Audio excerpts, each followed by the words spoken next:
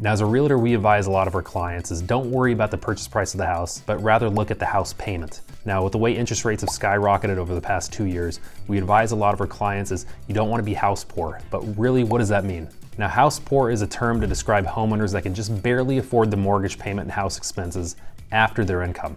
Now, it usually occurs when homeowners have a relatively high monthly payment in relation to their income, where they just have barely enough money left over after all their house expenses to survive. And trust me, earners at any income level could be considered house poor if they're overreaching based upon their budget. And according to a June 2023 study, more than a quarter of Americans are considered house poor. Actually, 27.4% of Americans are. So how do you avoid becoming house poor? Well, before you purchase a property, you need to talk to a lender to see what's in your budget. And what you should do is you should apply the 28% rule. What basically it means is that 28% of your take-home salary should cover your housing and housing expenses. No more. And most lenders, when they qualify you nowadays, typically use the front end and back end ratio, where they use the 28% rule for the front end ratio, which basically means your housing and housing expenses don't exceed the 28%. And for the back end would be 36%, where all of your liabilities don't exceed 36% of your take home salary. So when you're ready to start shopping for a house, it's always best to start talking to a lender to make sure we don't exceed that 28% rule, because trust me,